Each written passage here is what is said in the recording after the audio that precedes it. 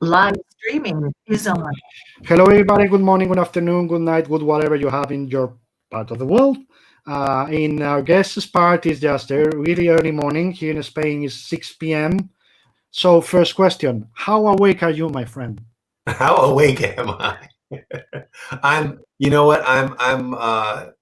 When we first spoke a little earlier, I was a little less awake than I am now. So hopefully I'll be able to get Okay, to let me, attentively. let me introduce you all because I just jumped as usual. Here with us is Mr. the legendary artist, creator, human being, superstar with a Oh, halo in his back, there you Mr. Dennis Cowan. go. How's things, my friend? Aside of the craziness, let's call it craziness, you have in your country, everything. How's things for you, family, friends? My family is doing great. My friends are doing really well. Um, we're all, of course, we're all still staying inside and doing all that stuff. Though the quarantine has been eased a little bit. Now there's national riots, so there's there's there's all kinds of reasons to either go outside or stay in these days. But we're doing fine, thank you. Um, is there anything in particular that you missed from before this? Again, I have to repeat it, but Howard Chaykin gave it the perfect definition. This is the most boring, the most boring apocalypse ever, where you see no red clouds, with blood, Right. zombies, or frogs or anything, or like the what was it, the Alan Moore thing, the big octopus. There's no, I know. Yeah, there's there's nothing like that. So it's like hello, hi. yeah, If you I go mean, out, if you go out, you die. That's it. yeah, Okay. right. I mean, when Howard was speaking to you, there was no international protests going on, so the world was a little quieter during his era or during his time when he spoke to you during the pandemic. Now, of course, there's a lot going on, Yeah. and if you go out, like I went out with my wife yesterday, we went driving around, and just to get out and drive around in the car, a lot of people do that now. And all you saw, whereas before you would just see empty stretches of road, empty stretches of California freeways. Now you see people standing on the side of the road by themselves, holding up Black Lives Matter signs. So it's an eerie sight and it's a welcome sight, but it's a different sight for traveling. So, and then you'll see people, like a bunch of people standing holding signs just randomly, not marching or anything, just standing there holding them, waving at cars and stuff. So it's a different look, than when Howard was talking about it. So there is an apocalypse now that's going on. It's just a human apocalypse. Yeah. And no red skies, but definitely a lot of passionate people, and they should be. And where do we go from now? From here, Reform. I where mean, where do we go? When it's that we have the situation we have. we're not going to get too much into it, but it has to be a change in our system and our way of doing things. The police have to stop killing Black people. It's as simple as that. There's a right side of this issue and a wrong side. There's George Floyd was not a perfect human being, but he is a martyr, and no one required martyrs to be perfect. Mhm. And it's clear that this kind of stuff has to stop. And where do we go from here? We have a chance to build a different kind of America. I know that.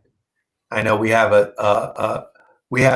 different points in our history have been flashpoints, from the Civil War Reconstruction to the Civil Rights era, Martin Luther King and the Civil Rights Bill, till now. It's been major points of inflection for America. And each one of those times we made a choice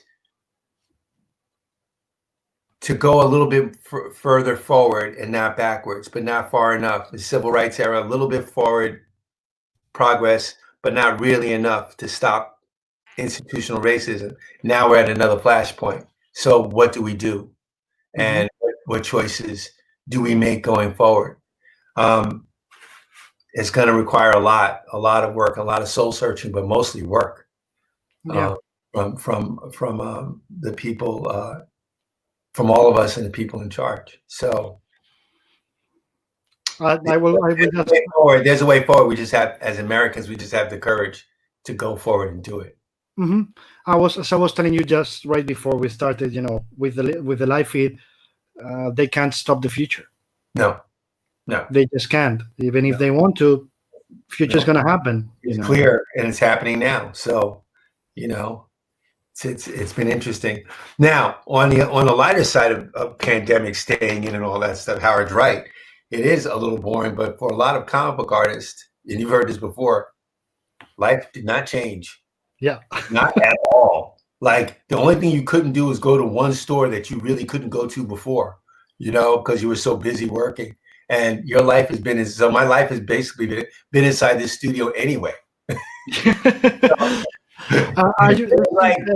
the rest of the world got a chance to see what it was like to be a freelance artist. There you go. Is it true? Is it happening to you like it's happening to a lot of other artists have told me, and writers have told me that this pandemic has made them not overwork, but work more? Something that they didn't realize it was going to happen, but suddenly, yes, I was going to be home anyway, but I'm working more than usual. I mean, yes, I'm working a little bit more on diverse projects, which was surprising. I think the most surprising thing for me has been the level of focus that I'm able to bring to my work that I was not able to bring before. Because despite the fact that we're trapped inside and we work inside, there's still a lot of outside influences, and you are able to go do other things.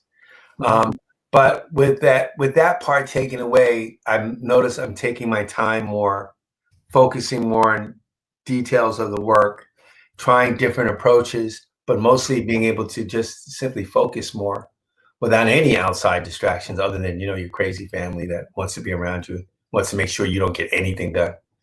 Because why would they want that? Believe me, having a 6-year-old at home all day, I can tell you that is no, that is working. You don't have to come in every 5 seconds. I know. So it's like we have an 11-year-old here, and my son is 28, and he's been staying with us. He does his own thing. And my wife, she's in the animation industry, so she's working at home too.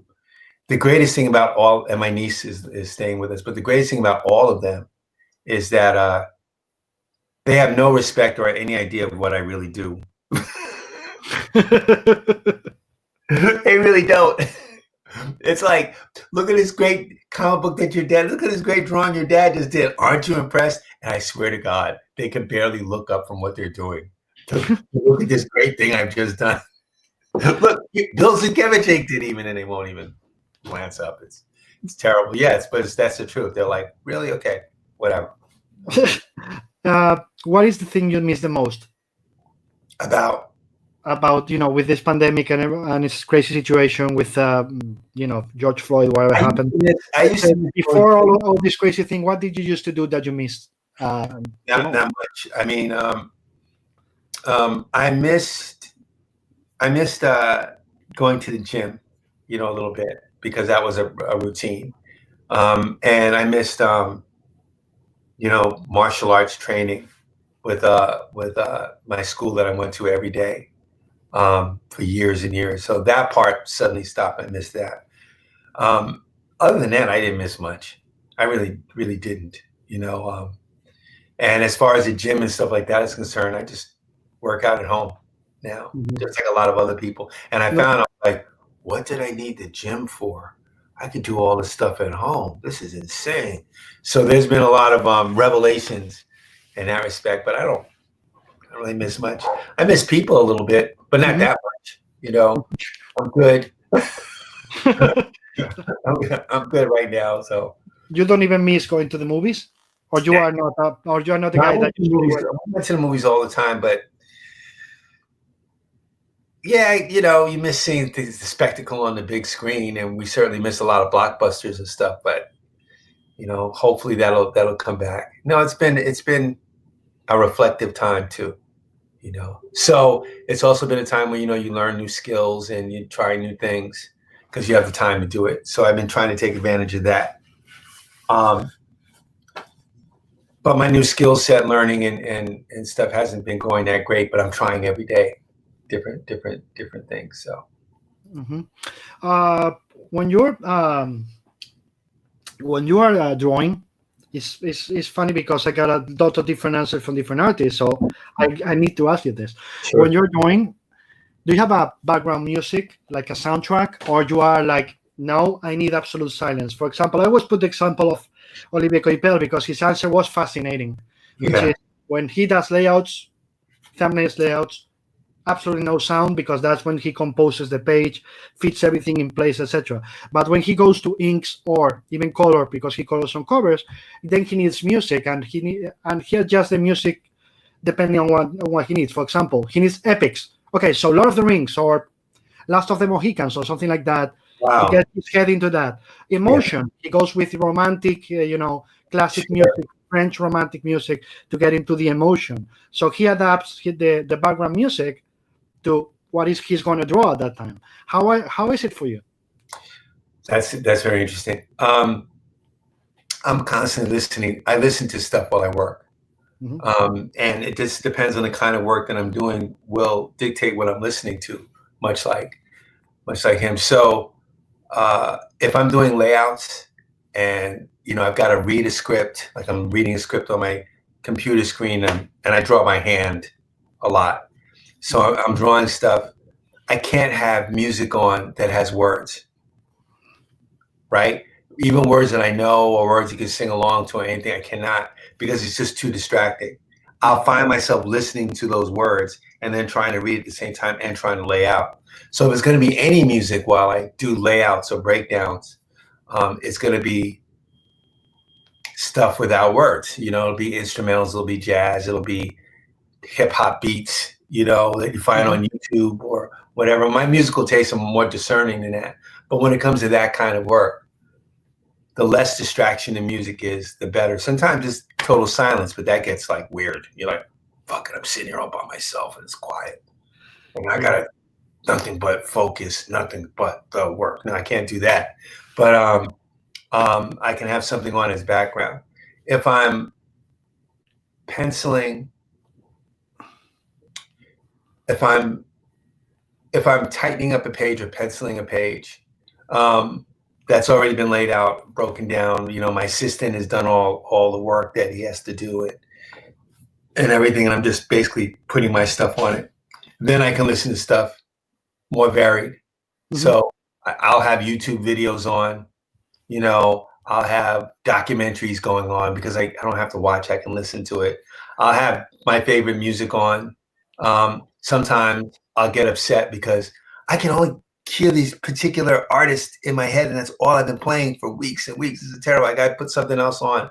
Sometimes it's that. What I recently started doing, though, which is nuts in a way, is I've stopped drawing in my studio as much, and I'll take my drawing board, my light box, set it up on the couch downstairs. We have a big soft couch. Put on a large screen TV. Put on some, I don't know, Captain America Civil War. I don't know what I'm watching, and just sit there and draw for hours while the TV is on, while I have the thing propped up in my lap like I'm 10.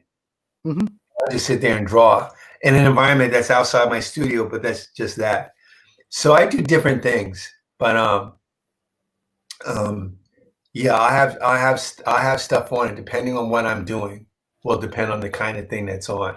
The other thing I do is I'll go to my garage because I have a studio in my garage, and I'll just set up there and then plug in my computer to the giant size speaker that I have in there and just crank it up to 10 and work in my garage, blasting Alice in Chains or whatever, James Brown, whatever I'm listening to, so my neighbors know I'm alive,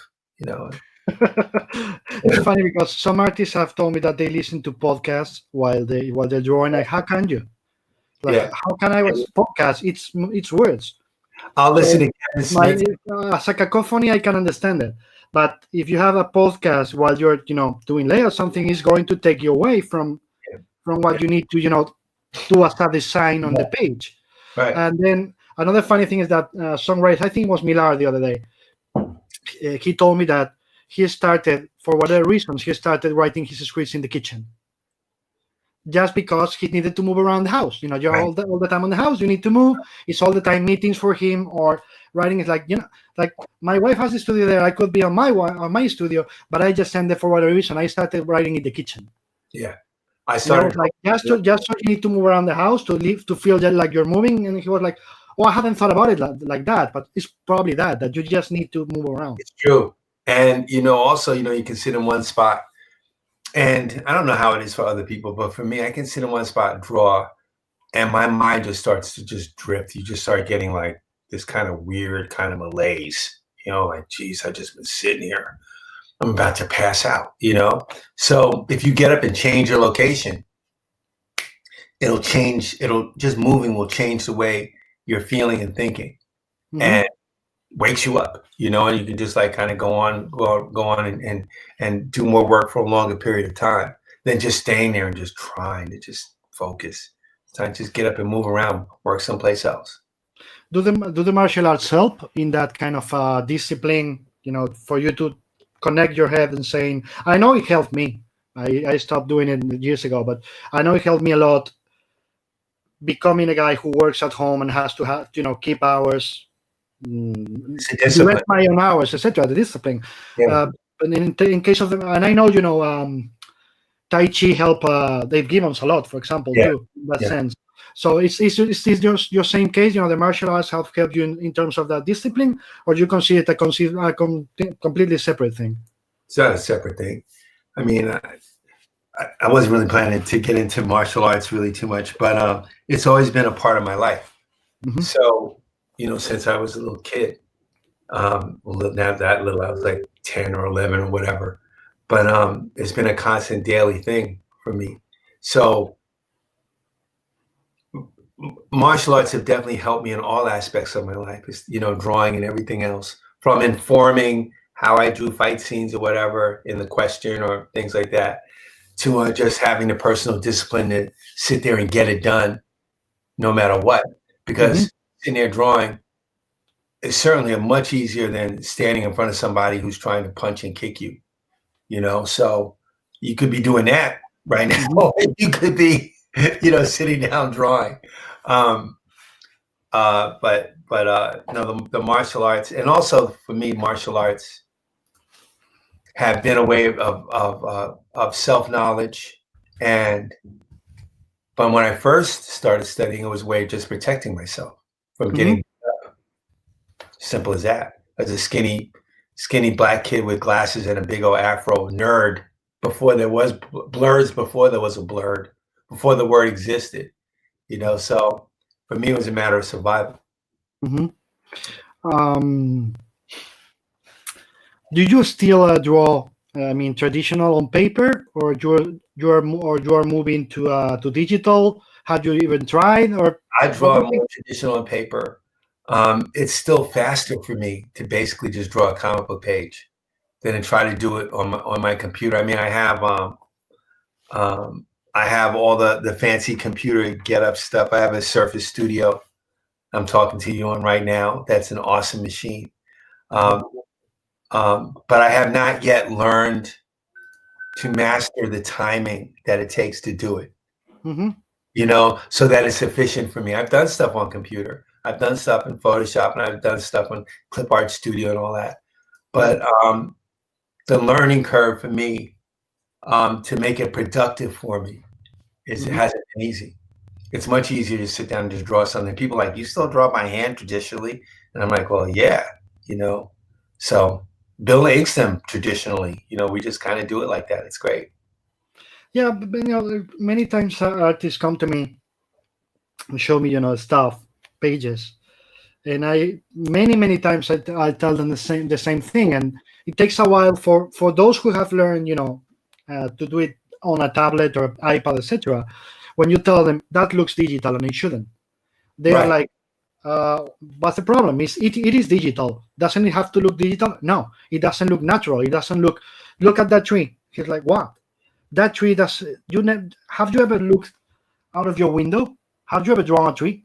And they're like, well, but I can take that. No, fuck SketchUp.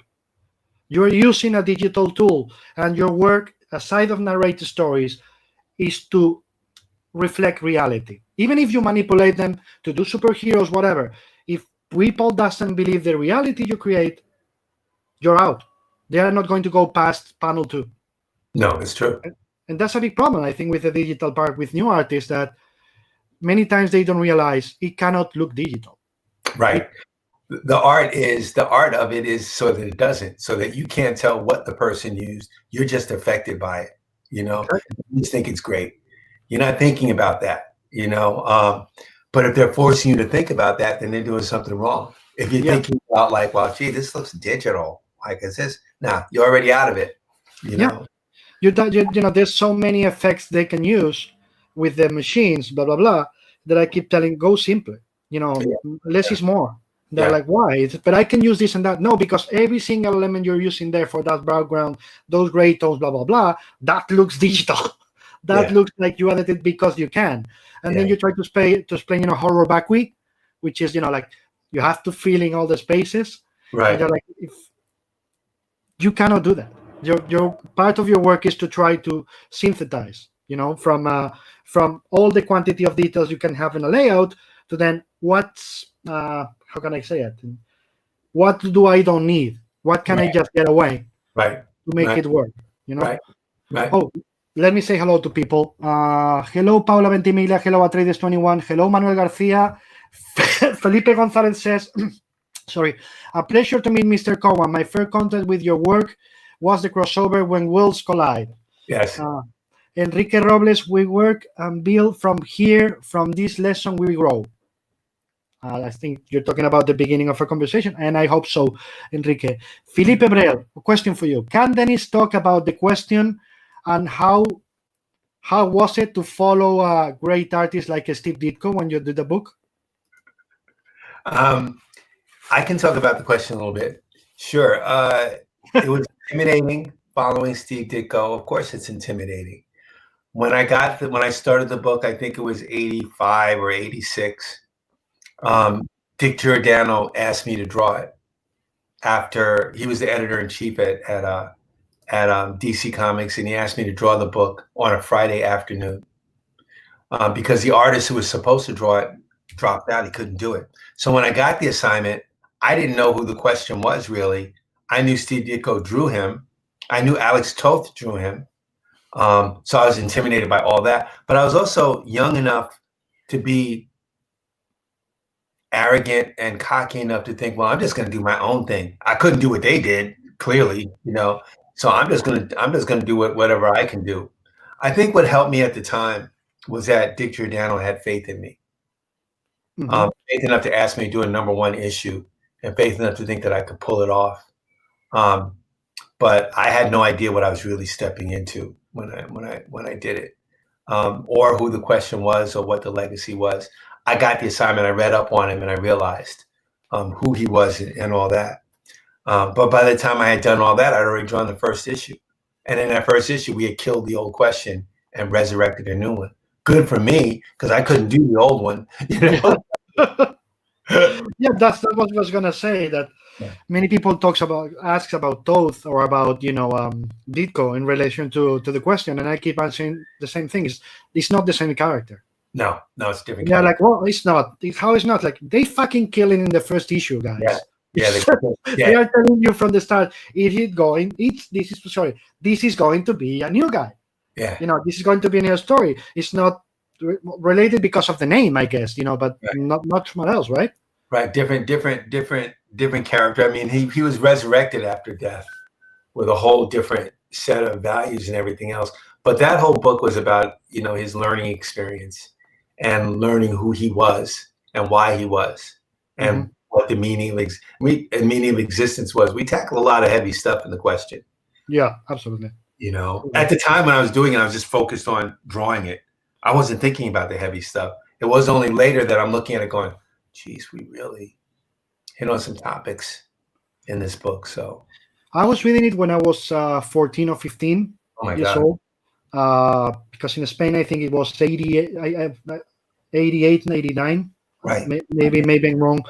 And I remember that it meant a lot in the sense that it tackled, I was reading superheroes and other things. And of course, it was the same time you had Watchmen, you had it was an exciting time in comics, right? Camelot 3000, all that stuff. Exactly. So I was reading that, and for me, the question was like, aside of convincing me of what I already knew, that the comics can touch on serious subjects, it was you know what, I can grow reading this as a person. Right. Not reflecting on big sage, of course not. No, right. But in terms of this guy is learning, right? And I can learn from his experiences too. Right. Has it been weird for you to return to the question for the last series you did with Jeff, or just wait? Let me ask you another way. Did you ever think you were going to come back? No. No. I never thought I was going to come back. I mean, I kind of kept track of what they did with the character after I did it. I mean, there have been so many different ones. Tommy Lee Edwards did a version, right, of the question. I forget who wrote it, but I remember liking his approach a lot. Mm-hmm. I don't remember the story very much, but I like what he did. And then I know they made the question a lady, Renee Montoya. Yeah, Renee Montoya, yes. And I drew her. I got a chance to draw her in the last official issue of the question, which was question number 36 or something like that. Bill and I did it, but it was for that Blackest Night crossover. So they brought back a lot of their characters, and I got to draw the evil question in that. So that was the last time I drew him, and that wasn't even the question that I was really used to drawing. So, it was a good story to do, but I didn't think about it after that. It wasn't until Dan DiDio and, Jeff asked me would I want to collaborate on a new question, especially Jeff, that I honestly really thought about it again hard. Like, maybe this is something I can do.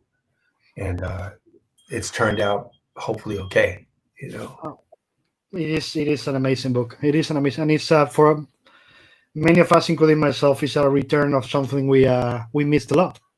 Oh, that's such a nice thing to say. It's the reality, my friend. I don't bullshit people. It's not on my book. Anyway, let me see if they have more questions. How was it? Whoa, this is up. Okay, prepare for this one.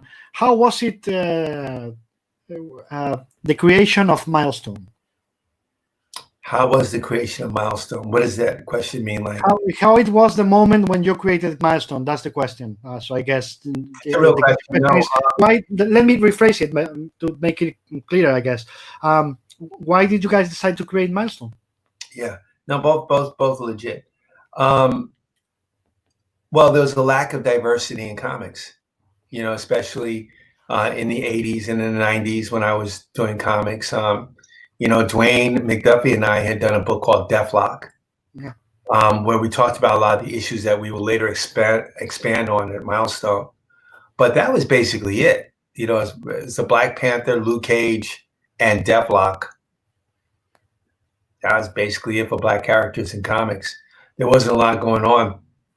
So literally, I was thinking about this during a trip in San Diego. This is how it all started. I was in San Diego, and I was at a Comic-Con, probably like the 1990 Comic-Con or 1991 Comic-Con, something like that. And I literally sat bolt upright in bed, like, whoa. I'm like, I need to start, like, we just have to start a Black comic company.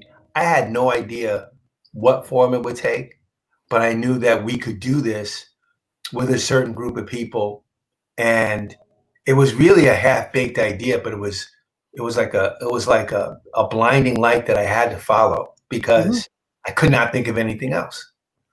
Need to get my friends together. We can create some characters. We can do a Black comic company. We can really do it. So at that Comic-Con, I called up Michael Davis, and he was at the con, and Dwayne was at the con. I think we could have been promoting Deathlok or whatever we were doing there. I called up Michael and told him about this idea. I said, meet me downstairs. So he meets me downstairs in the lobby of my hotel. We walk around. I tell him my idea. Around San Diego Comic-Con, he's like, you're nuts. There's no way we can do this. I'm like, I know. He's like, so let's call Dwayne. So we called Dwayne, who was at Comic-Con, and Dwayne met us in the lobby of probably the Marriott or wherever it was. And I pitched him the idea, and he said, "You're crazy. There's no way we can do this." And I'm like, "No, I know, but this is the time to do it." So he signed on at Comic-Con. So the three of us walked around Comic-Con all that day, trying to figure out what we were going to do and how we were going to do it. And Dwayne looking at me like I was insane for dragging him into this. When we got back to New York, we kicked it around some more. We called Jim Owsley, Christopher Priest, and told him about it. He's like, "I'm down to do it. If you guys are crazy enough to do it, I'm down to do it." So we got him, and then we needed a business guy. None of us knew anything about business. So we called Derek Dingle, and Derek was my childhood friend who worked at a company called Black Enterprise, which was a black business company, a magazine that talked about black business. So we figured he knew about business. Called him, and he wore a tie. So we called him, and we all got together and met in my studio in Manhattan, and sat in a room, just like some legendary shit. Sat in a room, and sat in these chairs in a circle and stuff, and literally started spitballing ideas about the kind of characters we wanted to see, and the kind of archetypes we wanted to address. But if we were going to do this, how we're going to do it, and what kind of characters we're going to do. You need like a Superman type figure. You need a Spider-Man type dude. You might need an Iron Man type, just like what Alan Moore did with The Watchmen, where he took those characters and transformed them into, those characters are based on types. It's the same kind of thing. But that's how Milestone started, literally. Started San Diego Comic-Con, and me calling those guys up and taking a walk around the block. Nice. I still don't know how you could make it happen, considering the it was if we would have known what the odds were, I don't know if we would have done it, but when you're naive and you don't know what the odds are, and you're young, we're all in our early 30s at that point, just when you have the energy and the enough knowledge of your craft and enough passion to do something like Milestone, or Image, or whatever was happening then. It takes you, you have to be at a certain time in your life, at a certain age. All these things have to line up to do something like that. So that was how Milestone started. It was literally, all of us in a room spitballing ideas, and then I had to go and draw. Felipe Gonzalez says, for me, The Question was one of the best comic books of the 80s. It was a X-ray of the USA, of the situation in the USA and the Reagan administration. Right. Would you work with Denny on the scripts? You gave him your ideas, or it was just full script? Well, with Denny had a specific way he wanted to take the book, and I usually got full scripts from Denny. I don't remember us, we would discuss some of the story ideas that he wanted to do. He'd take me out to lunch and we'd kick it around. Most of my time back then was spent actually drawing that book and trying to get it done on time. So there wasn't a whole lot of it wasn't like with Milestone where we were all collaborating all the time. It was basically, I got the assignment from Mike Gold, who was our editor, and Denny had written it, and please go home and try not to F it up. It's basically their idea. Just don't mess up this script for once. Just don't mess it up. So I would go back and try not to do that, and try to do the best I could. But Denny was my former editor. Denny was my editor on Power Man and Iron Fist. When I was at Marvel, and I was a kid drawing that book. It was my first monthly book, and I know I made his life a living hell because I didn't know how to make deadlines. I didn't know anything. He spent all his time trying to fix up my stuff and trying to get me to make my deadlines and just be a better person. And I'm sure that after that book ended, he didn't want anything to do with me again, and I didn't blame him because I probably put him through it. And I certainly was like, "Ooh, got through that. I don't have to work with no Danny ONeills no more because." He was my editor on this, and now I'm gonna go do Black Panther and the Shadow line or whatever. come to find out, I end up at DC, and he's the writer on the book that I'm doing. So yeah, I get to deal with him for the next 4 years. Yeah, it was like what? So, but thank God I did, because he taught me so much. And even during the Power Man IFS days, he was just trying to make me a better artist and a better person. That's basically what he's trying to do. And by being hard on me on the question, and they were, Michael and Denny were not, it's not easy, benefited me to becoming a much better artist and a better storyteller. So thank God I had Denny for those 2 times in my life. You know, was he your editor on Blind Justice, on Batman Blind Justice, or not? Who was my editor on that? I want to say it was Denny. I think Denny was the editor. I guess he was the Batman editor then. Yeah, he was the Batman group editor. Yeah, he was my editor then. So yeah, he was the direct editor of the book, or somebody else, you know. Yeah, I don't. You know what? That was like one of those things, because I probably worked with the assistant more than Denny on that book. And Sam Ham wrote it, and I think I got that because Norman Bifogel, who I loved his work, couldn't finish it, and they wanted him to focus on the regular book. So they gave me these 3 issues to do it. Denny probably asked me to do it because I was doing the question with him, and you know they figured I could, and I did it. But it wasn't like I worked closely with Sam Ham on that, more closely with Sam Ham than with the editor, than with Denny. That's what I'm going to ask, because he was, you know, the big writer from the Tim Burton movie. Was the hype era, but you know, the Batmania era. How was it to be involved with that? And you say it's a collaboration with Sam, so it was awesome. No, Sam's a dear friend still, though we don't speak as much as we should. But it was quite an incredible experience, because it was my first time dealing with a screenwriter, a Hollywood screenwriter.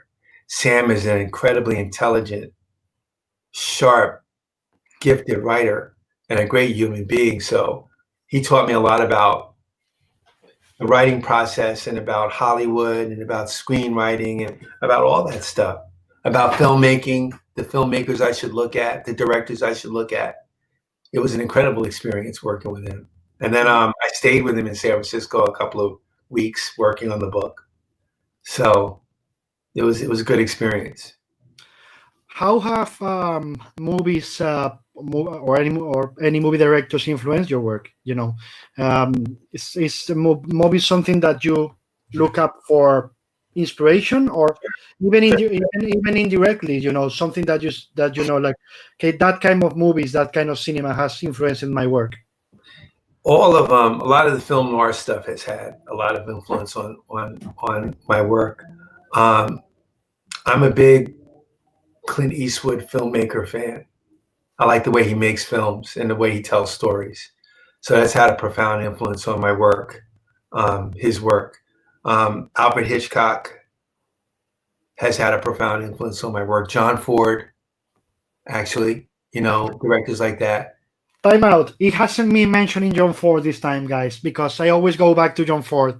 So you always talk about John Ford, and I'm like, it's not me. It's the other. It's the guys. It's not me. Everything starts with John Ford. Absolutely. You know, everything starts with Stagecoach, and then goes. Do you remember the phrase? I always repeat the same phrase that Orson Welles said when he was asked who's the best movie director. You know, they expected him to say me, and Orson Welles answered first. There's John Ford, and then there's the rest of us. Right, and it's true. It's true. So so you know, and then you know, recent film. I mean, Kurosawa is a big influence on me, but John Ford was his biggest influence. So yeah, it all goes back. There you go. We have go please. Yeah. You know, modern filmmakers I like. I'm a Spike Lee fan of his, you know, a lot of his stuff. I'm a fan of my man Reggie Hudlin's films. Mm-hmm. You know, he's big. I love Peter Ramsey, the animation director, Into the Spider-Verse. Yeah. You know, brilliant director. Oh my God. Rise of the Guardians he did.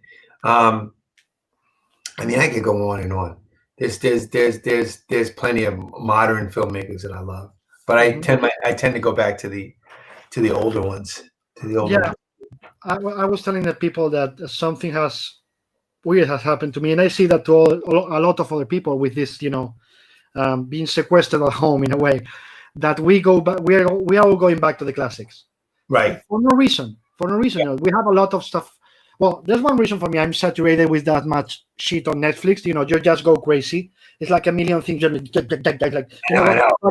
So you are going back to my DVDs, and going back to the classics. Is it happening to you too, or you are just watching new series, new TV shows, new movies? You're just like, you know what?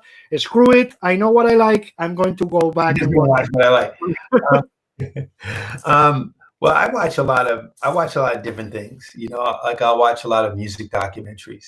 Mm-hmm. So I watched, the history of the Beatles or country music, Ken Burns country music. I watched that. Yeah. I watched a lot of different things.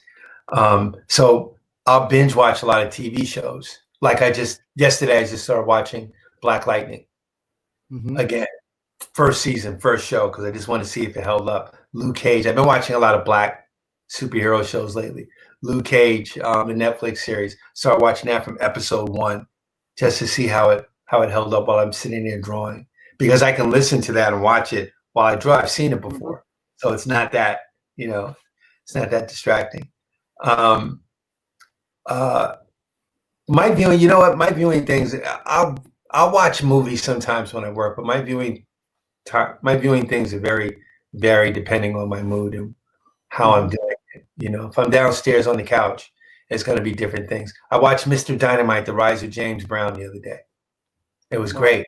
But here's the thing: if you watch any black documentary on black musicians, from Miles Davis, The Birth of the Cool, to any of them, they will all eventually touch on racism, prejudice, civil rights movement, the riots, the movement, the marches, and everything else. So you'll find yourself thinking you're escaping from what's going on to be plunged right back into what was going on. The circle takes you back. So it's been like a real eye-opening. Okay, I'm going to watch Education. I'm going to watch Mr. Dynamite. It's going to be James Brown. It's going to be dancing on the stage. Like, it's about the rise of poor James Brown. No, it's about the civil rights movement. And James Brown put in the context of that movement. And I'm like, oh my God, So, sometimes your binge watching will surprise you. Yeah. Have you watched Dolomite Is My Name? Dolomite Is My Name. No, I have not seen it yet. Okay. I won't say anything. I love it. I want to see it. I want to see it. But I have to be in the right mood for things. And plus, that's the thing I'll have to actually watch. I can't. That one needs it. And the other thing I would recommend that I watched just yesterday, was the Spike Jonze documentary about the Beastie Boys. Really? Yeah. It's on Apple TV Plus. It's literally them doing like on stage thing, talking on stage about their history as a band and about sorry guys, somebody maybe can help me. The leader of the band, in a way, who died from cancer. Adam, I forgot the name. I'm sorry. So they literally what? I think it's Roush or whatever his name was. Yeah. So they're both on stage, like it was like Ricky Gervais or somebody on a stage comedy, just telling the story of the band and how big assholes they were and all the story. And of course, it's Spike Jonze directing, because most of their videos, of their clips, which most of them are legendary, were directed by Spike Jonze.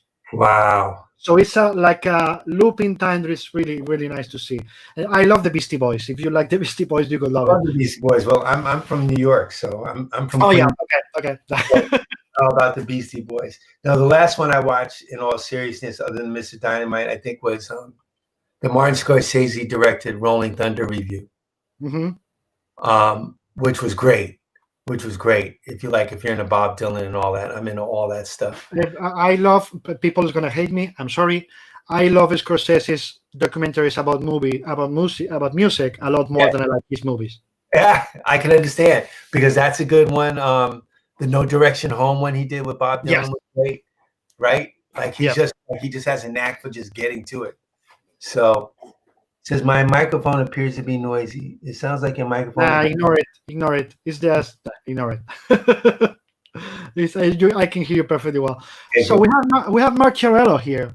Mark, I'm asking a question. Yes. Hello, Mark. How are you? Says Dennis. Do you enjoy the act of drawing after all these years? do I still enjoy it? Mm-hmm. That's a good question. He's a bastard. That's a good one. Yes and no. Yes and no. I enjoy drawing. I'm still searching. I'm still searching when I draw. I'm still searching for that good drawing that I never seem to accomplish. So I enjoy it, and it's still frustrating, if that makes any sense. Even though I'm a professional, and Mark knows what all that's about. It's still like, sometimes you don't enjoy it. Sometimes and you know what? As much as we all love drawing, it's work. Yes. So I am not one of those people who, when he's not working, walks around drawing pictures. I'm just not. Bill's much better at it than I am with that stuff. I keep sketchbooks, I do all that, but I'm not one of those people who. No, Bill is not much better. It's just Bill can't stop. Can't stop. Can't stop. But I was but I'm not one of those people who sits around with a sketchbook drawing all the time. So when I'm drawing, or if I think about drawing, it's usually in the context of work. Mm-hmm. And then you have to solve problems when you're drawing. Basically, it's a problem-solving profession. So it's not solving problems is not fun all the time. And we're not getting to draw stuff we love all the time. It's mostly stuff we don't love all the time. We do love the fact that we're in comics and we're able to do that. So that's good. But it's. Yeah, but you have to keep drawing chairs and people, in the same at all time. It gets boring. It can be tedious, but Yeah. So Geraldo Borges, another artist. Hello, Geraldo. How are you? Says one of my favorite comic book artists, Dennis. When you do your pages, you prefer doing them in order, like starting from page 1 to page 20, or you just go chaotic and doing whatever order your brain demands? Yeah. I start from page 1 and go. And then who knows? And then who knows? Yeah, right. I start at page 1 and then I go page 2, page 3, page 4. I tend to do it in order. When I'm laying out or doing my little breakdowns, I do them in order. I don't start at the end. I don't start in the middle. I tend to let the story take me where it's going to take me after reading it several times, of course. Mm-hmm. And then when I'm at one point after I do breakdowns, I'll give it to my assistant, who'll do a lot of the backgrounds and stuff and do layouts for me. He's awesome. When I get those back is when I can work out of sequence then, because a lot of times I get layouts from him and stuff, and they'll be 10 pages of stuff, and I work on page 5 and I work on page 4. I work on whatever's easiest to do at the time, and then leave all the hard stuff for later when I have no time to really do it right. So when I'm breaking it down, I'll do it in order. I have to. My brain just works that way. But when I'm actually penciling and drawing it, I can draw it out of sequence a lot of times and not have it affect me. Yeah, because the technical part is already done. Right. You already know how it's going to work. So It's just moving to what as I was saying before, what your brain says, this is what I need to, focus now. Right? Which is why you can listen to music and do all kinds of things while you're doing that part. Yep. Because the hard thinking is over and a different part of your brain is taking over. Mm-hmm. Yeah. Eduardo Sacristan says, hello, Dennis. A pleasure to see you. How was working again in Black Panther in Flags of Our Fathers after some years, later from the first time you worked with the character? It was exciting. Yeah. How was it to go back to work with Black Panther? Yeah, how was it to return to Black Panther after some years? It was great. I mean, again, that was one of those characters I never thought I would do again. And when we did the Black Panther over it, I'm sorry, I have allergies, so my nose keeps running. Don't worry about it. when I did the first Black Panther, I did it at Marvel Comics. I did it after, I think it was after my run on Power Man. I don't remember, or after, it was after Power Man and Iron Fist. But basically, I proposed it, and there's a reason why I'm saying all this. I proposed it to Jim Shooter, Peter Gillis, and I wanted to do a Black Panther miniseries. There was nothing being done with the Black Panther at that point in '88 or whenever it was. So we did our miniseries. We did 3 issues, and then Jim Shooter told me that they weren't going to publish it. And I said, "Why aren't you going to publish this?" He says, "Because you're talking about apartheid in South Africa in these books, and we sell a lot of comic books in South Africa, so we're not going to do it." And I remember thinking,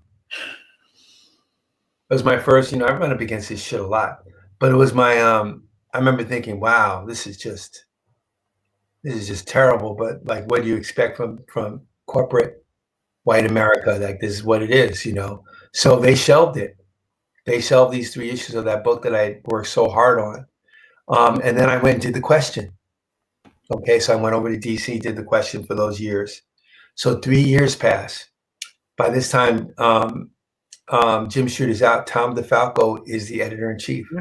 I get a call out of the blue because now the question had been a critical success or whatever, and whatever was going on with people, how they thought about my work or whatever. So I get a call from Tom DeFalco, literally asking me, "Do you want to finish the last issue of the Black Panther?" I said, "The what?" He said, "The Black Panther." I seriously, I had no idea. I'm like, "What are you talking about?" He's like, "We want you to do the last issue because we want to print it now." Son of a bitch. So I got the last script from Peter Gillis like 3 years after I finished the last book. My entire style had changed. I changed the way I was doing comics and everything else. And finished it. They published it. It became whatever it became. I think it was, people received it really well. Yeah. And that was it for me. So fast forward to 2009 or whatever it was. And Axel Alonso's over at Marvel. Reggie, my friend Reggie Hudlin's over at Marvel. They called me up, asked me if I want to do a Black Panther miniseries. I said, "Okay, bet. I'd love to do it. Who's in it?" Reggie's like, "It's going to be Captain America." I'm like, "What?" And suddenly I'm back in it, 20 years later or whatever it was. So it was fun because we got to do the Howling Commandos. We got to do, Sergeant Fury. Mm-hmm. And specifically, I really got to do the Black Panther again and try to get all those things right that I felt that I got wrong before. They got like a second chance. Got a second chance. Yeah. To bring everything I had to it and to make it good. Did you, what did you think of the movie? The movie? I loved the movie. The Black Panther movie? Ryan Coogler, I loved it. I loved that. That was great. I was at the premiere. I was lucky enough to be invited as one of the Black Panther artists. And also because I did the movie poster. I hate you. Mondo. I did a Black Panther movie poster. You hate me. Yeah, and it was glamorous. What is that? The Art of Money? Yes. I did that. I have to get that. See, I hate you. It's on a. I got it like 2 weeks ago from Amazon. They have like a big price. It's like $30 or something like that. I'll find that. I'm gonna have Mondo send it to me. They didn't send it to you? No, they didn't send. I'm gonna ask them to send it to me. Oh yeah, tell them, take a picture. Take a picture. I know. I wonder if we're in that. Are we in that? I don't even know if we made the grade in that. If Bill and I, hopefully. From 2009 to 2014 is this one. Yeah, that's all one. So we're not in that one. That's good. Yeah. So they don't have to send me one then. So I did the movie poster. That's probably why I got invited. So I did the comic book and the movie poster. So they invited me to the premiere. Keep rubbing it. Yeah. Right. You continue living in violence-free Spain. Okay, you win. You win. Okay, over here, we're good. Okay, let's go. Enrique Robles says, a comedy fan and an Eddie Murphy fan. Dolemite is my name is funny, comedic, and heartwarming. Yes, yes, it is. That's why I'm asking him to watch it. Geraldo Borges, yes, it works for me the same way. Layouts in order, pencils out on order, best pages first, boring pages in the end. Well, you're artist, guys. You gotta do what you gotta do. Enrique Robles says the technology, design, and feel of hardware was amazing. What did you get your inspiration from to design it? Of what? I didn't understand. Hardware. He says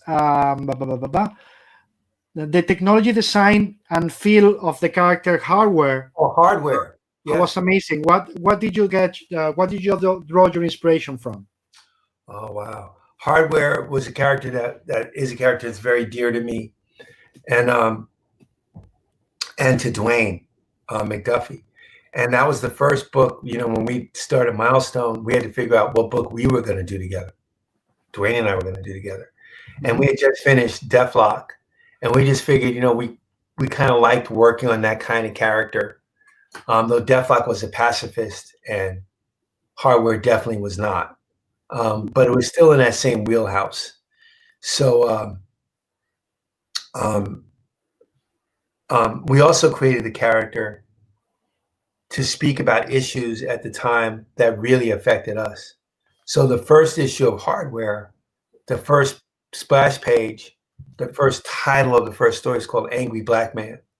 Mm-hmm. And we meant it, you know, and it was really a reflection of how we felt about the comics industry at the time, our work and the people in it and the world in general. And, you know, and in ways, the fantasy projection of how we would deal with it if we had the powers to do it, and how powerless you are to deal with some of it at the time. So that was the thing behind Hardware. Always one of my favorite characters, always totally misunderstood as a character, where people thought he was like Iron Man or somebody like that, or like Rhodey or something like that. And he's not, you know. Completely different cat. So Curtis Metcalf is close to my heart as Hardware. I love that character. And the ideas for the design, where did they come from? You know, like at that time, I remember I designed all the characters for all the Milestone stuff. Yep, you know. Back then. So for his costume, I remember wanting to stay away from an Iron Man kind of look, you know? So we had to think about how his armor was like this body armor that literally was on his body and smooth, and how he attached things to it. And at the time, this is the 90s, so there wasn't a whole lot of streamlined technology, but there was a whole lot of gadgets and stuff like that. I remember in his design being heavily influenced by Barry Windsor Smith and the stuff he did with Iron Man 2020 and all that kind of stuff. I loved that stuff. I loved what Walt Simonson was doing with RoboCop and all that stuff. So I remember looking at a lot of that, right? Which was brilliant. If you remember RoboCop, that shit was brilliant. RoboCop versus Terminator, whatever. Brilliant. Yeah. So I'm copping a lot of that for the design of Hardware. Looking at some of the stuff that Jim Lee and all those guys are doing in Image also was an influence, because it was what was hot then. So all that went into his design, you know, but he was a lot of fun to do, because you could always change it subtly, because he was always attaching new things to himself. So, you know, you didn't have to stick to, like, you know, one thing all the time. You could always keep changing it up. Mm-hmm. Felipe Gonzalez Hernandez asks, what would be your dream project, be it creator-owned or mainstream? Do you have some character you still want to draw that you haven't? No, I mean, I've like, my favorite characters to draw the ones I've created, you know. So I've done it from Static Shock to Hardware to Icon to all that kind of stuff. I've had the privilege of doing something that was creator-owned, published by a major publisher, but still, you know, something that's hard. So my preference is always draw the stuff that we created together. Mm-hmm. And there hasn't been many comics that I like, oh my God, here's a character I've always wanted to do that I've never gotten a chance. I've had a chance to do the characters I wanted to do. I'd like to do some again, Batman would probably be fun to try again at this stage.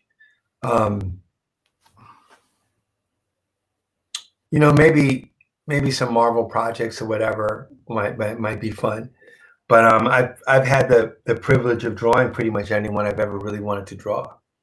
I keep thinking. Sorry to interrupt. I keep thinking it would be amazing to see you on Wolverine, doing a Wolverine. I drew Wolverine. I know you did, but I mean now. A regular artist. Aw. Yeah, right. From your mouth to Marvel's ears. That would be an interesting character. He's an interesting character. I like the 2 issues that I did with Bill. We did 2 issues of Wolverine. That was a lot of fun. So it would be a gas to do it. I don't know if I could do it any better though. I would hope I could, than I did back then. But maybe not better, but absolutely different. Yeah. That would be fun to do. Wolverine. Time experience and everything that's from that moment to now. It'll certainly be different. Yep. It's true. Let me see. Okay, La Berenjena Atómica. That's, believe it or not, his name in English means the atomic aubergine. Okay. Wait, why did you delete the question? He had a question and deleted it. Anyway, I'm going to say it again because I saw the question. What artist influenced you? That is a good question. Why would you delete that? Maybe because I translated his screen name. Yeah, he didn't like that. He's like, fuck you. A lot of artists have influenced me. Artists like Garcia Lopez have influenced me. John Buscema, Jack Kirby, Barry Windsor Smith, huge influence on me. Jim Haldaway, of Modesty Blaze. Walt Simonson, one of my biggest influences is Walter. Howard Chaykin, the people who are my friends now were my influences when I was a kid. Kent Williams, Bill, Bill's definitely an inspiration. So I get a chance to work with him. So I get to be inspired daily. Sergio Toppi, Dino Battaglia, Paul Guillon. Like a lot of European artists are big influences on me. See, I'll show you. I don't lie because this is I'm in my studio now. So this guy, Nicolucci. Oh, right, big influence on me. Like, oh my God. Like, absolutely. What else do I have? I mean, Joe Kubert was a big influence on me. A lot of just different wonderful artists, guys you never heard of. A guy named Ed Davis was a big influence on me. A comic book artist who did a lot of advertising stuff. Black comic book artist, did a lot of advertising stuff. Work with Neil Adams at Continuity back in my youth was a big influence on me.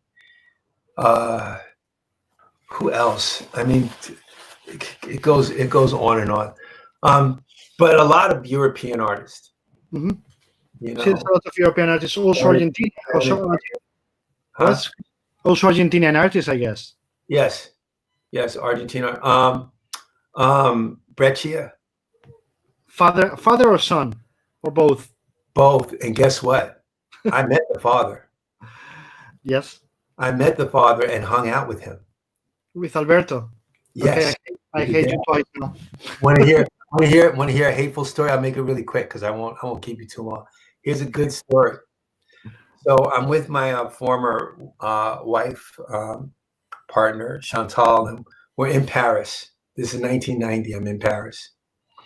And I probably had just gone to the convention in Lille or whatever, and now we're in Paris, and I'm shopping around, and I'm looking for the mythical comic book stores that will have all the European stuff that I love, all the Battaglia, all that shit that I love.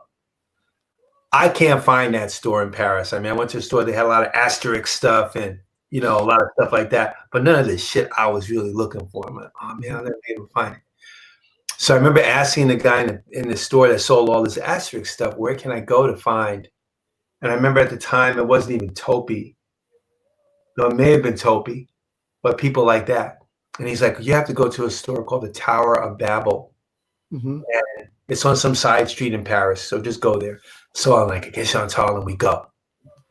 And I get there, and it's the middle of the afternoon, about 1 o'clock in the afternoon. There was nobody there. So old man standing there by the door. There was another guy browsing these comic books, browsing albums, and myself and Chantal. So I walk in, and the proprietor was there, and it's a regular bookstore, but they had one section that had all of these albums, all of these, graphic hardcover. You know how you guys do it the right way. Yeah, the albums, yeah. The right way. So I look at it, and I'm like, oh, and there's Battaglia, there's Toppi. I'm taking out tomes of this stuff. Boom. I'm like, I'm getting this book, and I'm getting this book. And, the life of the Pope, I'm getting this book, I'm getting this. So I get a stack. And then I notice a guy named Breccia, who I'd never seen before, and a book called Mort Cinder, which I'd never heard of. Oh, shit. So I'm looking at Mort Cinder, the collected Mort Cinder, and I'm like, holy moly. I'm trying to see if I have it here. I may have it up here. I'm like, holy moly. This guy, whoever drew this guy's a genius. So I get Mort Cinder and I find the other stuff I am. I got a stack about this big of books. And I walk over to the guy who's the proprietor, who's the salesman, cashier, whatever he is. And Chantal's with me. And she translated because she spoke French. So she's translating what the guy's telling me. Oh, you like these books? And now he's speaking English. I'm like, yeah, I love these books. He's like, oh, you like Battaglia? You like these artists? I'm like, I love these artists. He's like, oh, Breccia, you have Breccia here. I said, this guy, I don't know who this guy is, but this guy, I love his work. He's killing me. He goes, you like it, huh? I said, yeah. He goes, well, he's standing right here. The old man who was standing there was Breccia. He had happened to walk in to see how his book was doing. I'm looking at him like, no. He's like, hey, he's standing right there. I said, I'm looking at Chantal. I'm looking at the old man who nods at me. Hey, how you doing? Old man with his nose and stuff. And I'm like, I'm fine. I'm fine. I can't believe you're standing here. I'm looking around like I'm having a dream. He's like, I'm here. I'm like, the guy says, have him sign your book. I don't even know what to do. I'm like, can you sign my book? So he takes the book. He goes off into a corner. I don't know if I have it over here. Let me see something. Bear with me for 1 second. Yes. Because it may be downstairs. Because I wish I could show it to you. He goes. Let's see. Well, I think I have it. I think I have it downstairs somewhere. I wish I could show it to you. But I should have been better prepared because I didn't know I was going to tell this story. Yeah, I think I have it. I think I have it somewhere else. Anyway, he goes off into a corner. If you know where it is, we can wait. Yeah, right. I was trying to see if I could find it because it's I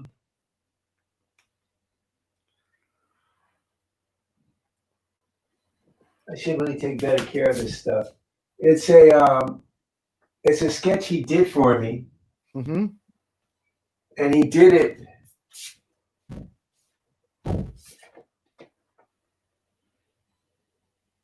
I'm just looking around my studio right now. See, now I'm a little obsessed. Now I have to find it. Well, of course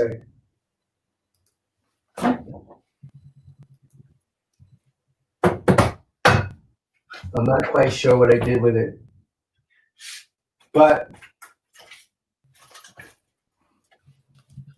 yeah, if I find it, I'll send it to you because it's somewhere close.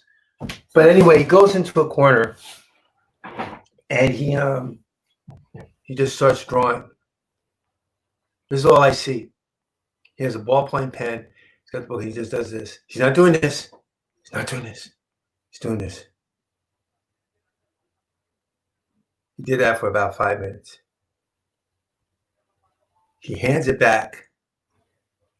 I opened it up in the store with him, and what he had drawn was a double-page kind of spread, if I'm correct, of him drawing a comic book page in ballpoint pen with single lines. Perfection itself. I'm looking at this thing like, man, I wish I could find it.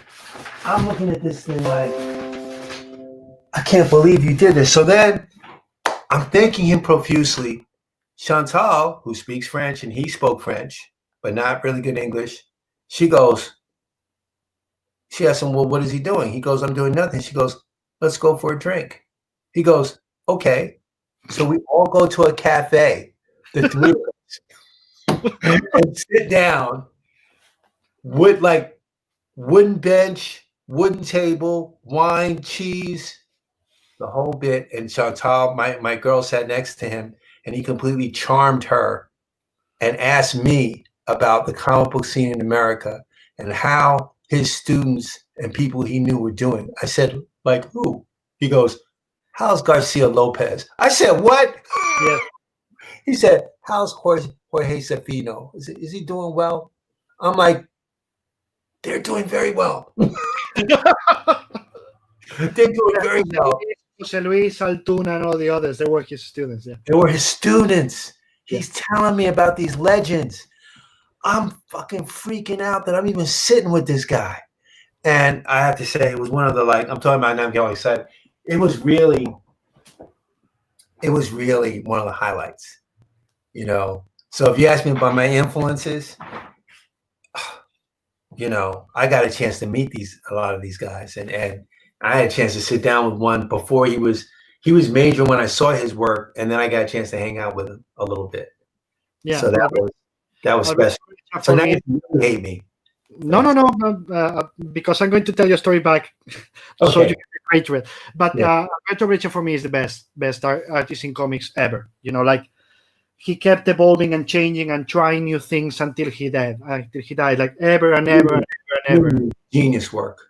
Yeah, and you see a lot of influences. You know, when people tells me about the influences on Sin City, for example, I just go and look at the Thermopylae battle in Morcinder. You know, that's an influence. You cannot go there without having seen Alberto Breccia's work. And Enrique is very good too. Enrique is an amazing artist. He's amazing. The level of genius his father had, I don't think nobody has ever been. Nobody has. It's unfair to do that, you know. Yeah. Jacob Dylan isn't as good as Bob Dylan. He's great, but he ain't his dad, you know. Yeah. That's okay. So, did you ever meet Sergio Toppi? No, I met his agent. Close, but no cigar. So I had Sergio Toppi as a guest in Barcelona Con years ago. What? Him and his wife came, and he was like the most. Bob Schreck and many others were around. They can tell you the same stories. Like the most humble guy ever. You know, like he had everybody who met him there. Heidi McDonald was there. She can tell you the story too, and Trish Mulvihill. And he was like a guy who had a real little halo around him. He was like a saint. I would have that Shrek literally fell to his knees because Shrek years before had asked, to get a pinup by Toppi, for Sin City, and he got it. But he had never met Sergio in person, so he was all along. Please, when Sergio is around, introduce me. I need to kneel in front of him. Like. Biggest genius ever. So literally, and his hips like shit. His Shrek anyway fell to the floor, and Mark was there. She was there, I think too, and it was like the most incredible thing. He was so humble, so amazing, and everybody was like asking him for drawings, and he was like, Wait, this is not what I wanted to show you, but I think I have. This is not literally what I wanted to show you, but I just remember that this is my old crazy, amazing old drawing pad from artists I had, invited at cons. I'm not going to show it, guys. Don't worry about it. But this is Zaffino. I knew him too. I have a story about him. We'll go there. Let me finish mine, but I want to find this first. I got Zaffino. So he was around. Everybody was fainting because, I would have passed out. I would have just, I don't know what I would have done. Some people did. Shit, I'm sorry it's taking that long, guys, but Don't worry. Here it is. Oh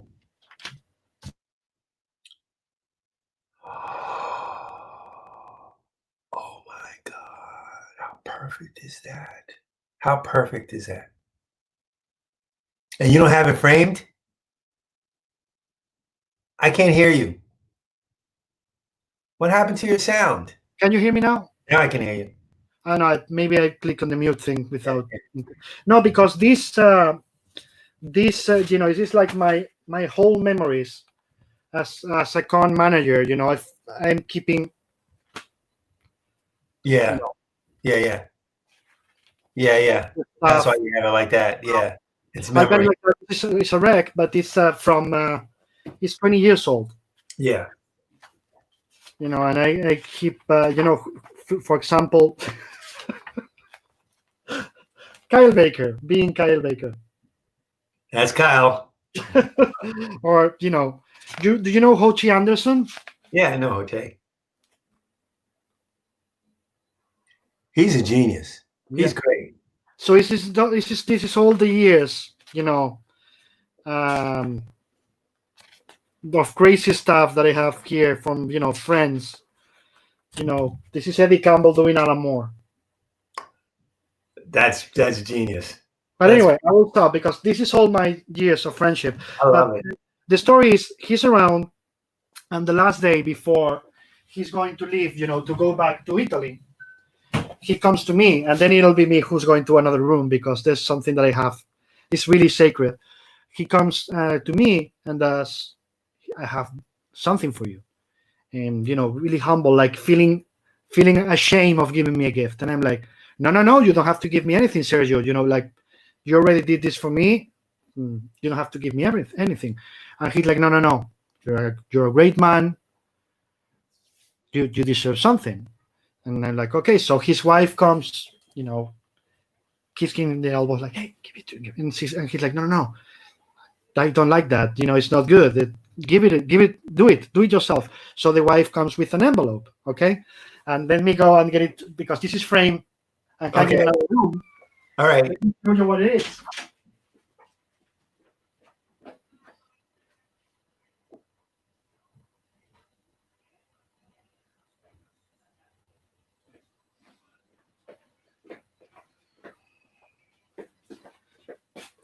You ready? Yes.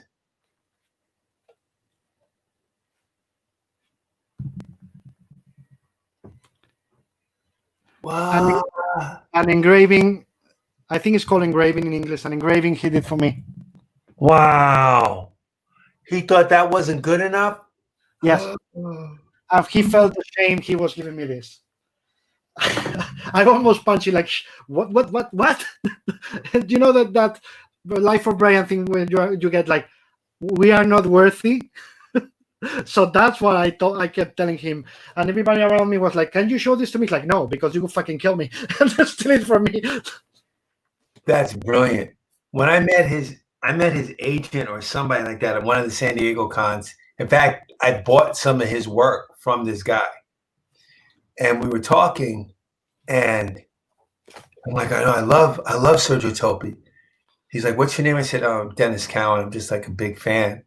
I said, he has no idea who I am, but I just love his work. The guy looked at me and goes, oh, no, he knows who you are.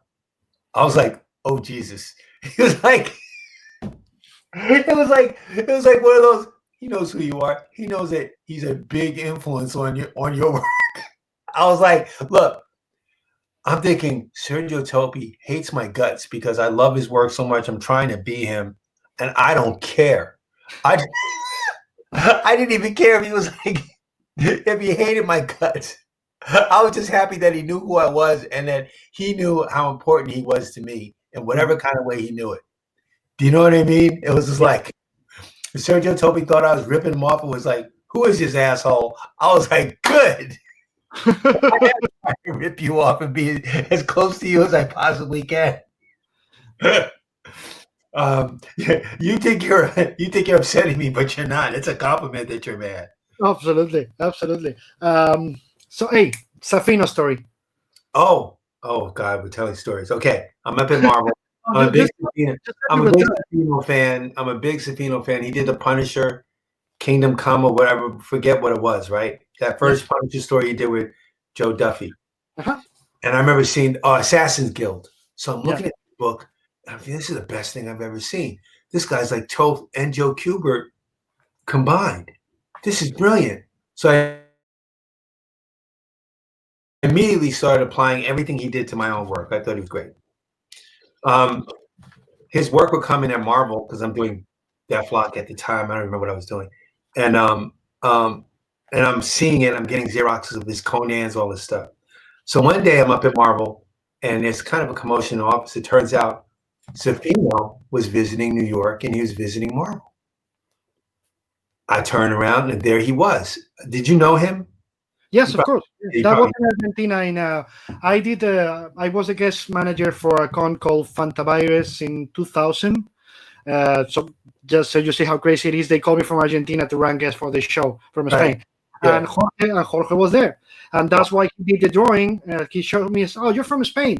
I love it, blah, blah, blah. And he's Bravo España. That's the drawing with a ball pen. Like, it took him like 4 minutes. And I was like, all the time, like, just, I gotta be honest, I was just, drowning in water. That was me. So I turn around, he's there at Marvel.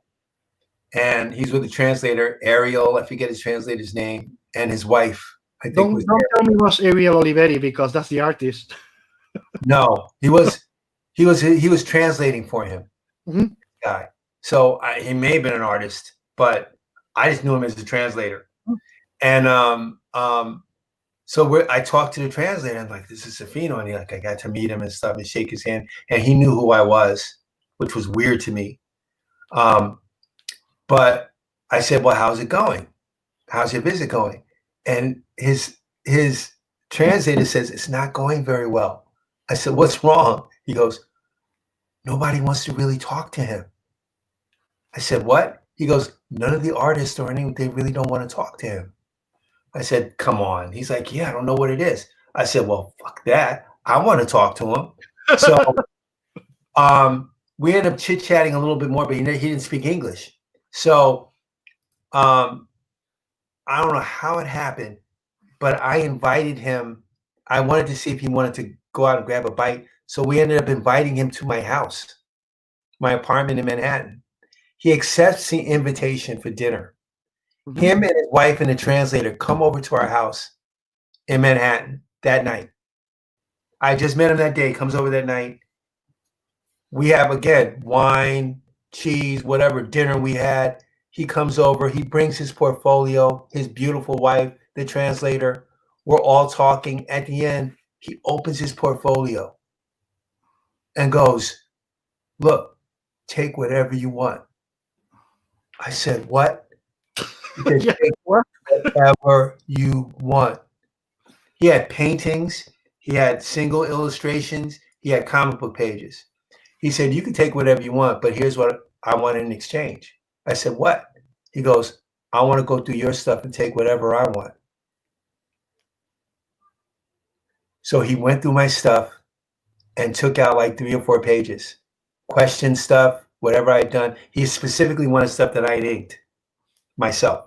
And I went through his, and he gave me an oil painting that Chantal still has. I have 2 Punisher pages downstairs in my garage from Assassin's Guild.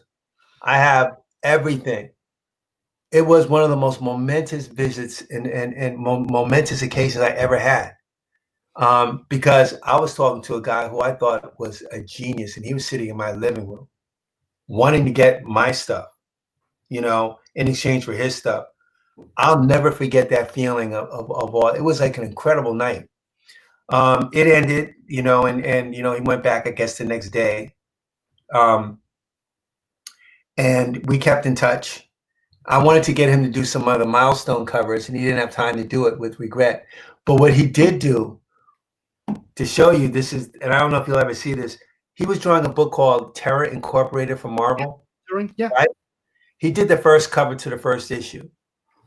If you look at that first issue, I don't know if you can't see it, but if you look really closely, he's standing in front of a poster on a wall. It's my Doors poster, where I was a Doors ad. He put that poster on that cover because of me, and Wow. to do it as a thing to communicate with me. I was just like, I'm getting choked up talking about it because it was so great. Okay, Yeah. Fast forward. 2017, I'm in Brazil, running my own business at the convention, the XXCP con, the big con that they have there in Brazil. Yes. This kid walks up to me, good-looking kid, dark hair. Gerardo? Looks at me, and he goes, "You're Denys Cowan." I said, "Yeah." He goes, "You knew my dad." I'm like, "What?" He goes, "My dad was Jorge Zaffino. And his son is a brilliant artist too." And I'm like, "You're his son?" He's like, "Yes." He goes, "My dad would talk about you all the time. That one visit." I'm like, "You kidding me?" He goes, "Yeah." He says he had your stuff up in his office. I used to look at it. He goes, "That visit was real." I'm like, "Was it special to your dad?" He goes, "It was so special that's how I know about it." I'm like, "What?" So don't talk to me about Zaffino, because that's my dude. That will always be my dude. When he passed, I was crushed. And I told his son, like, "Your dad was something else, man." And I was able to tell him the story about his dad. He didn't know, because he knew about the visit, but he's a kid back then. He didn't know everything. So I hung out with him that whole time in Brazil. I met Gerardo when I told you that same con he was with Jorge. He was a kid, like something. I was not that long before his dad passed, and we've kept in touch. And when he became a pro artist, literally emailed him saying, "Man, I knew you when you were a kid, along with your father. You can't imagine how happy I am to see you like this." Yes, no, and he's great. So, yeah, that's my story. Okay, Paula Ventimiglia, who's from Argentina, is saying this. I'm getting emotional with what he's saying. This is such a beautiful story. Yes, it is, and to see that, as you mentioned, that most of those young, not anymore, but most of the Argentinian artists we know, like, they're all related to Alberto Breccia in one way or the other. Yeah, they are. And I got a chance to I just grew up in the wrong country, I think. It's a lot of fun to see, your influences, Bill's, Cirello's influences in a way, and they all mess more or less on the same thing, Italian, Argentinian, Spanish, the noir, the black and white artists, that we had here in Spain, like, we can go to Rubén Pellejero, we can go to Víctor de la Fuente, we can go to José Salinas. Yes. Oh my God. De la Fuente, Salinas, all of those. Yeah. Neil Adams is one of the people who turned me on to De La Fuente and Salinas and guys like that when I was working at Continuity, because he loved those guys. So we were always like, this is before I was aware of Toppi, but I was aware of all those other guys first. There was no way I was ever going to be able to draw anything as good as any of those guys. So forget that. But it was something to aspire to. But there's a question here. You are a comic book artist in American comics, but if you're asked by a new, a teen, a guy who wants to become a comic artist, who you should read, as an artist, to try and absorb influences from? Could you recommend, the regular superhero American artist, or would you go Italians, Spanish? What influenced you? What do you think is the best advice in that case? Both, because you would have to. I mean, as great as the Italian, Spanish, Argentinian artists are, they didn't invent the art form. They got it from American comic artists, from Hal Foster and from Alex Raymond and Jack Kirby and the people, and Alex Toth, the guys who actually invented this art form. Absolutely. So you have to study. You have to study the masters where they got. You have to study the masters first, and then study also, the offshoots of those masters who are masters in their own right, which is the European artists. I think, to me, like if you study European comic artists, like all the guys we mentioned, and the guys we just mentioned, American comic artists, Gil Kane, you'll pretty much have everything you need to be able to draw comic books, right? Between studying those two approaches, you'll have everything you need, to draw them. You're basically describing someone like Walt Simonson, or, you're describing, or people like me, who have both those influences who bring them. I could also mention in that group, in your same group, believe it or not, Eduardo Rizzo.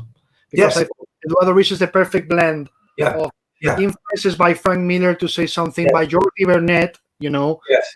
Jordi Bernett's another one. Oh my God.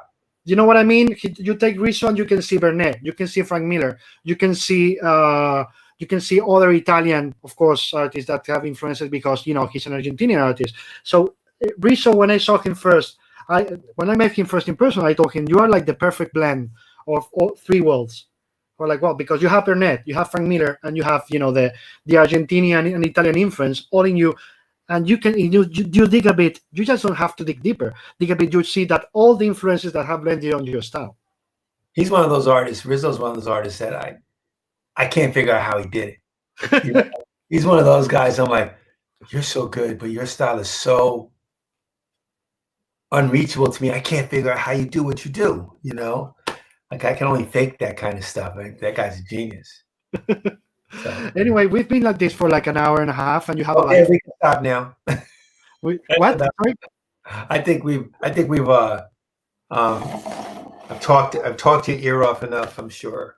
Yeah, no, I believe me, I've been at this with some people for more than 2 hours and a half. So, but you have a life. I don't want to keep you. It's been amazing. Thank you. I hope you had fun. I did have a lot of fun. Please don't cut, because I want to say proper goodbye to you when we're done, but I have to say goodbye to these nice people who's always been amazing, participating in really nice questions. So thank you very much. Thank you very much. Thank you very much, Dennis, for being here. Thank you. It's been great. And to all of you, tomorrow with us, Tony Feisula, Ivan Coello, and Julian Lopez. Remember, Tuesdays and Thursdays are in Spanish, but you can subtitle through YouTube to watch it in English. And the same thing with the ones in English, you can subtitle to watch in Spanish. And if not, you learn languages. It's never a bad thing to get culture, you assholes. Anyway, bye-bye. See you tomorrow. Cutting in like 3,